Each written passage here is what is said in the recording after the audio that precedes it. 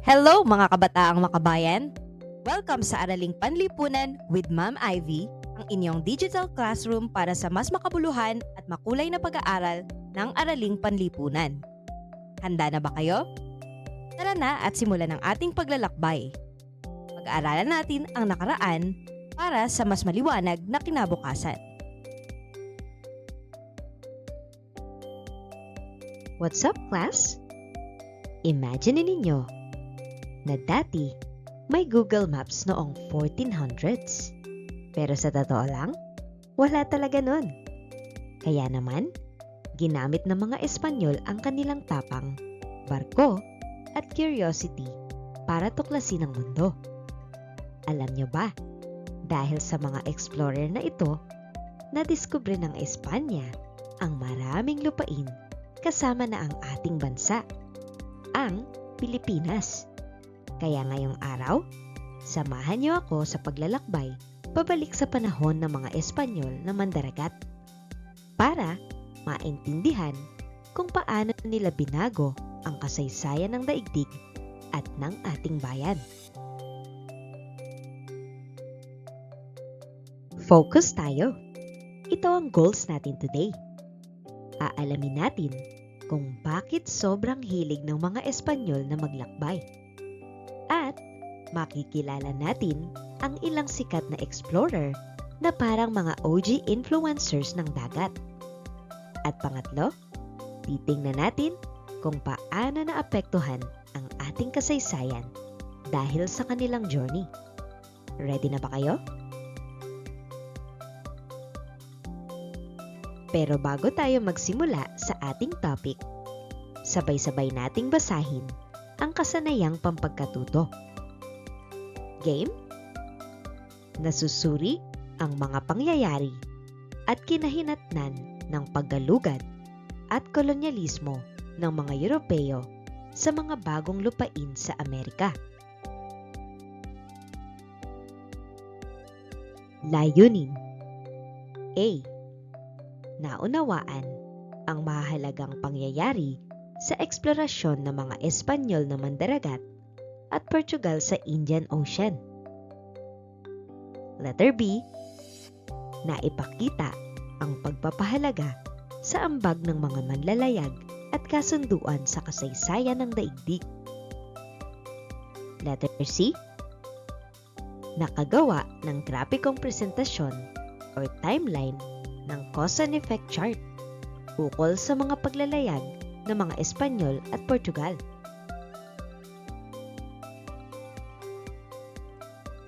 It's review time! I-level up mo na yan.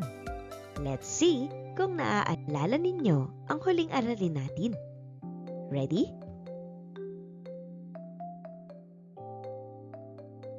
Maikling balik-aral. Ano ang ibig sabihin ng paglalakbay o paggalugad para sa inyo? Maaaring i-pause ang video para sagutin ang tanong na ito.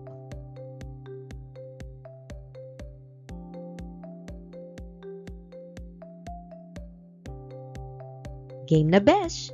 Simulan natin to. Excited ka na ba?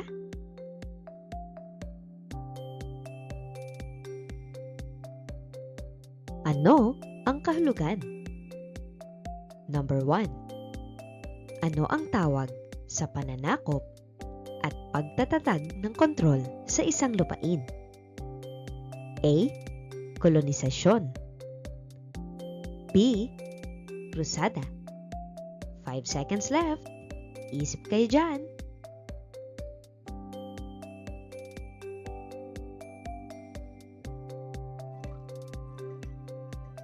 Ang tamang sagot ay letter A.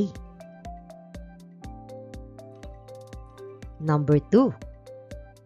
Ano ang tawag sa pampalasa at mahalagang kalakal noong panahon ng eksplorasyon? A. Ruta. B. Recado. Isipin niyo ang sagot. 5 seconds.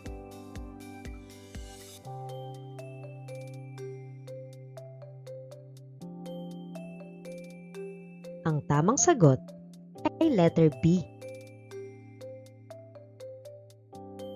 Number 3. Ano ang imahinasyong linya na naghati sa mundo para sa Spain at Portugal? A. Line of demarcation. B. Line of Versailles. Anong sagot? Isipin ninyo.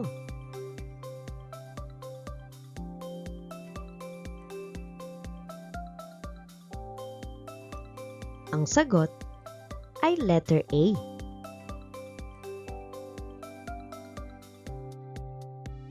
Number 4. Ano ang tawag sa Moluccas na pinagmumulan ng mahahalagang rekado? A.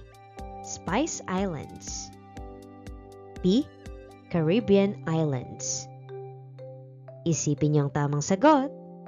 Pagalawin ang brain cells.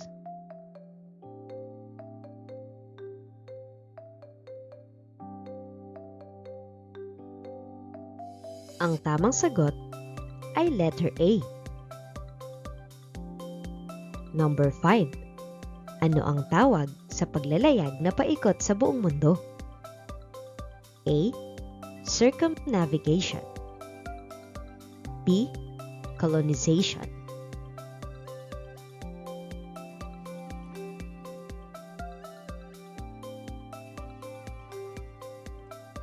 Ang sagot ay letter A. Handa na ba kayong silipin ang mundo ng mga Espanyol na mandaragat? Hindi lang basta travel to, kundi journey na nagbago ng history natin. Kaya, let's explore. Tara, alamin natin to ng mas malalim.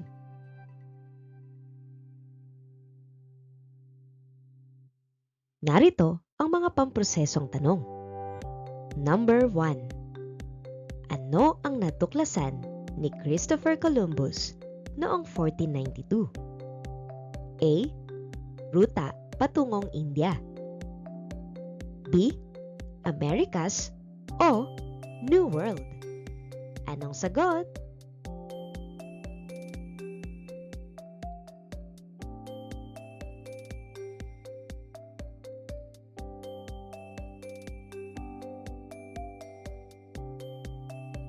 Number 2. Sino ang unang Europeo na nakakita sa Pacific Ocean mula Panama? A. Vasco Núñez de Balboa. B. Ferdinand Magellan. Isipin niyo ang tamang sagot. 5 seconds left.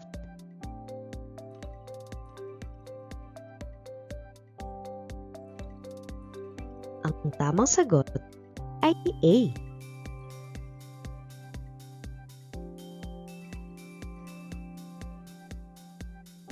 Number 3. Ano ang kahalagahan ng paglalayag ni Ferdinand Magellan? A. Siya ang nakatuklas ng Amerika. B. Naging simula ng unang circumnavigation ng mundo. Isipin niyo ang tamang sagot. 5 segundo.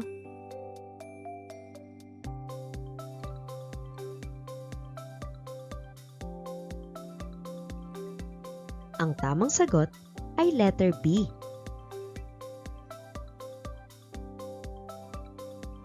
Number 4.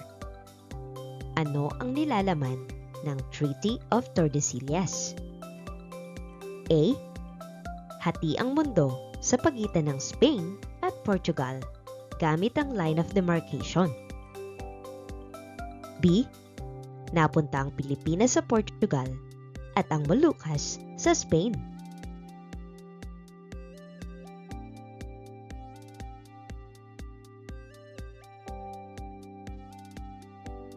Ang tamang sagot ay letter A. Number 5. Ano ang layunin ng Portugal sa pagtatatag ng kalakalang imperyo sa Indian Ocean? A.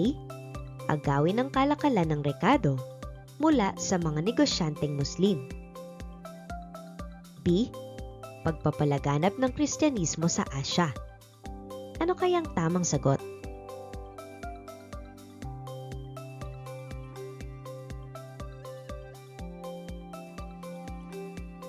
Ang tamang sagot ay letter A.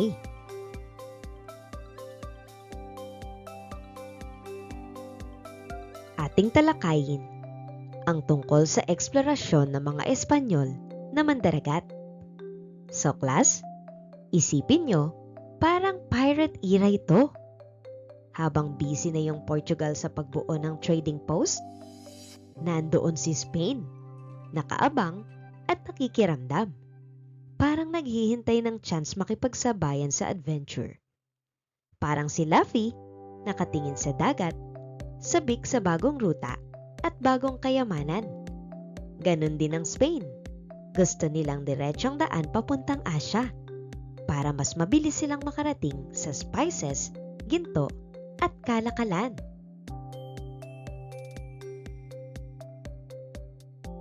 Paglalayag ni Christopher Columbus noong 1492. Isang Italianong manlalayag na sinuportahan ng Spain. Nagsagawa ng 4 na paglalayag noong 1492, 1493, 1498, at 1502.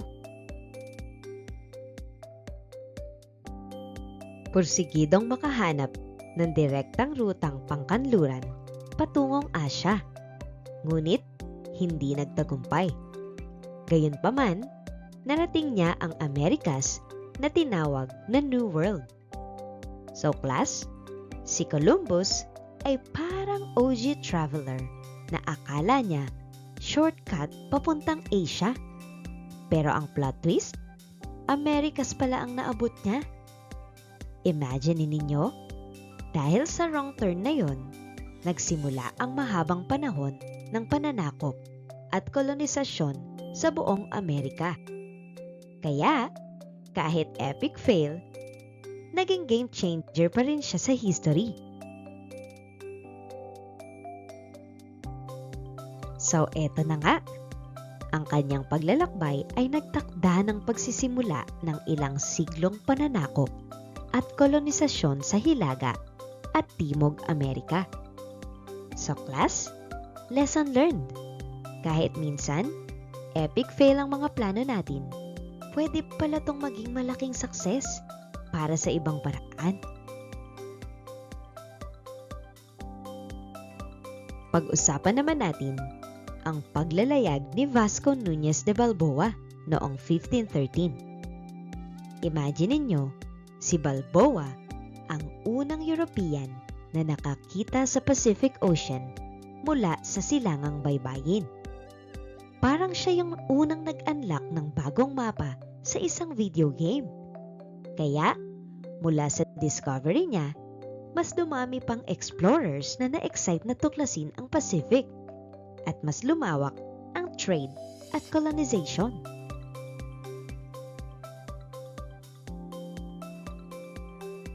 Astig, di ba?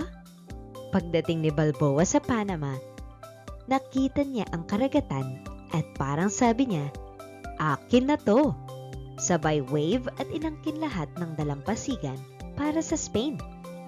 Parang gamer lang na nakahanap ng hidden map, tapos biglang sinabing, "This is mine!" Kaya mula noon, mas lumawak palalo ang sakop ng Spain.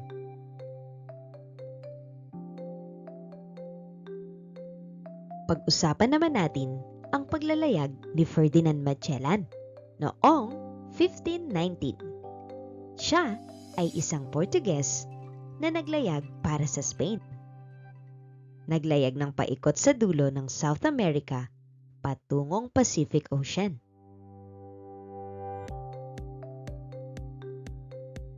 Grabe, no? Si Magellan daw ay isang Portuguese pero para sa Spain naglayag. Siya yung unang nag-attempt ng world tour by the sea. Literal na OG around the world traveler. Pero, nang makarating siya sa Pilipinas, nasangkot siya sa laban at napatay sa Mactan noong 1521. Kaya, kahit hindi niya natapos ang journey, naging turning point pa rin ang pagdating niya dito sa atin.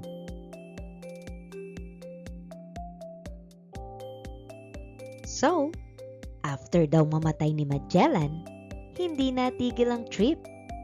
Si Juan Sebastian Elcano ang nagpatuloy at nakabalik sa Spain noong 1522 kasama ang 17 pang survivors. Imagine ninyo, class, sila yung unang naka-round trip sa buong mundo pero gamit lang ang barko.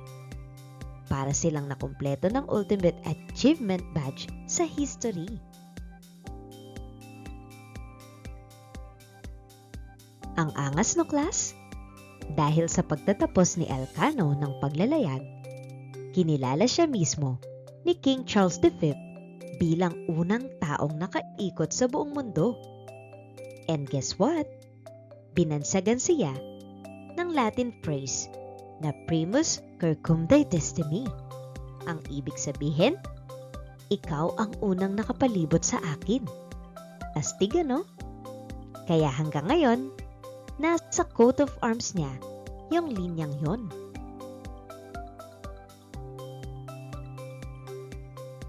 Alam nyo ba, class? Dahil daw sa matitinding paglalayag ng Spain at Portugal, nagkaroon ng tensyon sa pagitan nila. Parang dalawang mag-BFF na biglang nag-away dahil sa hati ng loot sa treasure chest. Ano nga bang treaty?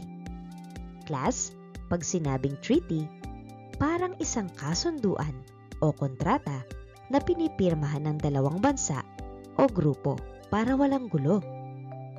Parang sinasabi nila, "Oh, sa'yo to, sa amin naman to." Kaya, ginawa nila itong mga treaty. Ito yung rules of the game para hindi sila mag-clash. Treaty of Tordesillas noong 1494. Tapos, Treaty of Zaragoza noong 1529. Sa madaling sabi, hati-hati sila ng mundo para hindi sila magbanggaan sa exploration.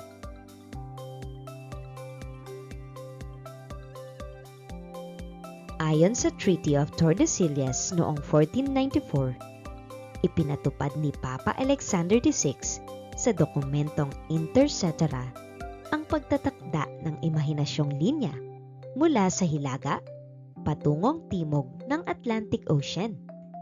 At ito ay tinawag na Line of Demarcation. Parang nag-drawing lang ng hati sa mapa mula Hilaga hanggang timog. Tapos, hati na kayo sa mundo. Spain sa kabila, Portugal sa kabila. Napakapet malu. Para lang silang naglalaro, ano?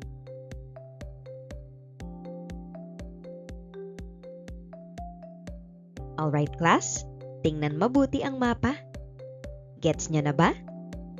Ang hatian ay napakasimple lang. Lahat ng nasa kanluran para sa Spain, kasama ang buong Amerikas. Tapos, lahat ng nasa silangan para sa Portugal. Parang naglaro lang sila ng mind yours. Pero sa buong mundo, imagine ninyo, isang linya lang. Hati na agad ang future ng maraming bansa.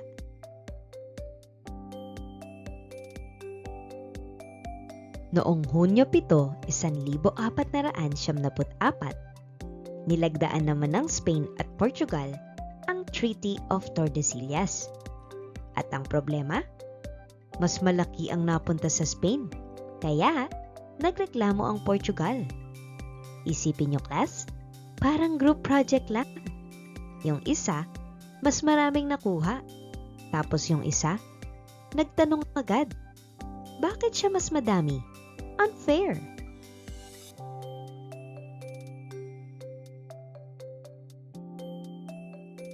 Okay, class, ito na yung follow-up ng Tordesillas, ang Treaty of Zaragoza noong 1529. Ang twist dito, inurong papakanluran ang linya. At dahil doon, napunta sa Portugal ang ilang bahagi ng Brazil. Parang laro ng Monopoly. Nag-adjust ng boundary, tapos biglang may dagdag na lupa yung Portugal. Ang galing, ano? Isang linya lang, ibang bansa agad ang future.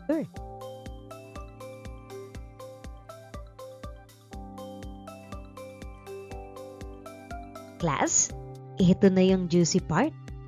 Yung Moluccas o Spice Island na sobrang in-demand noon, napunta sa Portugal. Pero guess what? Ang Pilipinas, napunta sa Spain. Kaya ayun, naging start ng long history natin under Spain. Parang sa ML draft pick lang, nakuha ng Portugal ang Spice Hero. Pero ang Spain naman ang nakapili ng champion na magiging big impact sa future natin.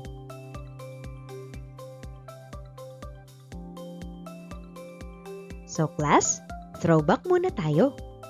Dahil sa ruta ni Vasco da Gama, papunta ng India, biglang nag-boom ang Portugal. Imagine ninyo, sila yung unang nakahanap ng shortcut para makapasok sa spice trade at doon sila nagtatag ng kalakalang imperyo sa Indian Ocean. Parang monopoly sila sa commerce. Hawak nila ang daan, hawak din nila ang kita. Kaya from Europe hanggang Asia, dumadaan muna sa kanila ang kalakalan. Solid, di ba?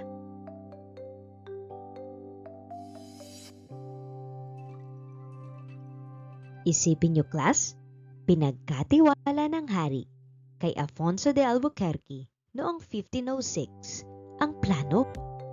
Parang siya yung naging team captain ng Portugal sa paglalayag papuntang India.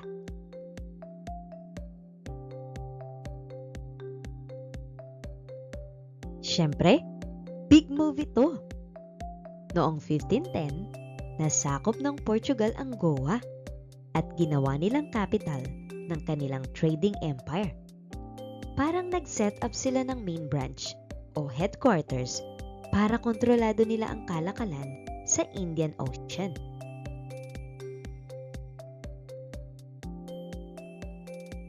At eto pa ang isang astig. Nagpatuloy pa siya papuntang silangan hanggang makarating sa East Indies na Indonesia na ngayon. Parang long ride na walang GPS. Pero boom! Nakahanap sila ng isa sa pinakamahalagang trading spot noon.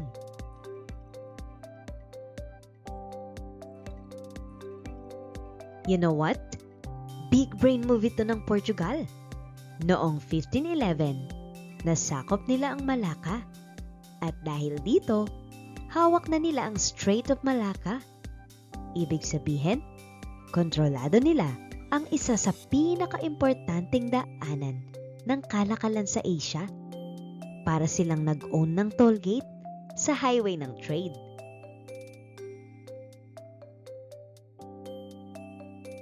Class, panalo na naman ang Portugal. Noong 1514, nagtayo sila ng base sa Strait of Hormuz. Dahil dito, kontrolado nila ang Persian Gulf at Arabian Sea.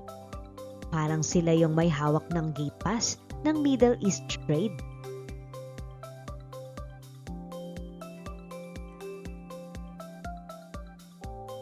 At eto pa, Portugal na naman ang naging bossing ng spice trade sa Asia. Sila ang may hawak ng supply at demand. Kaya, sila rin ang nagdidikta ng presyo. Parang sila yung nag-trending seller sa Shopee o Lazada. Lahat gustong bumili sa kanila.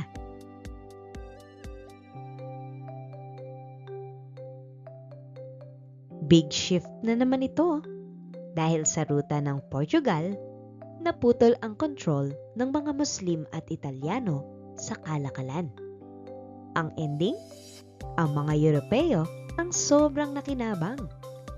Parang nagbago ang admin ng GC, ibang grupo ng may hawak ng power. So, wag lang tayo puro listen. Time to explore na rin. Kaya, let's G! Hands-on muna tayo.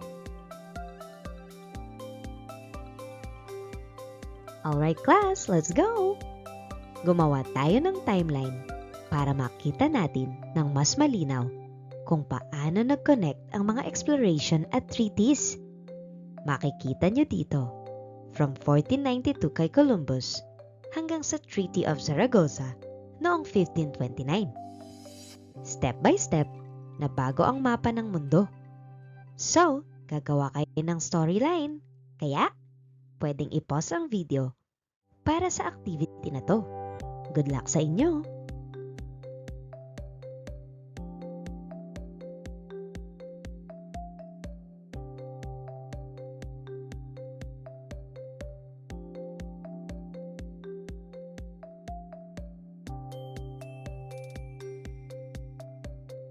Sabay-sabay nating i-practice ang natutunan.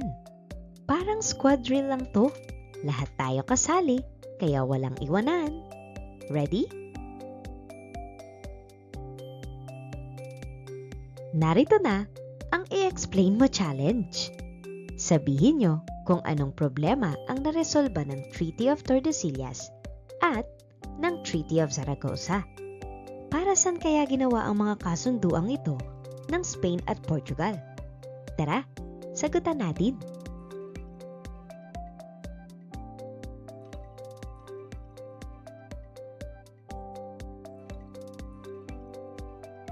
Let's test your knowledge.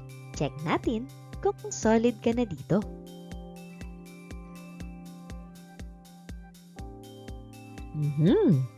Ano ang pinakamahalagang naiambag ng mga Espanyol at Portuges sa kasaysayan ng eksplorasyon at kalakalan? Sige nga, Mochi. Ma'am, para po sa akin, ang pinakamahalaga pong naiambag nila ay ang pagbubukas po ng bagong ruta sa kalakalan at pagtuklas po ng mga bagong lugar. Alright, so solid yung sagot mo. Dahil doon nagsimula ang global connections ng iba't ibang bansa.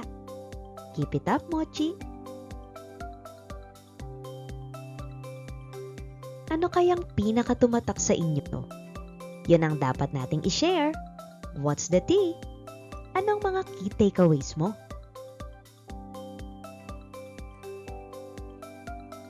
Ano ang natutuhan ko ngayon na maaari kong iugnay sa kasalukuyang panahon ng globalisasyon at kalakalan? Sagutin niyo to. Maaaring i-pause ang video para mas makapag-isip. Keep connecting the dots. Grabe ang solid natin. Ang dami nating nalaman sa eksplorasyon ng Espanyol at Portuges. From voyages to treaties, nakita natin kung paano nag-shape ng history ang kalakalan. Pero teka, hindi pa dito nagtatapos. It's time to flex your knowledge. Let's go! At simulan na natin ang ating pagtataya.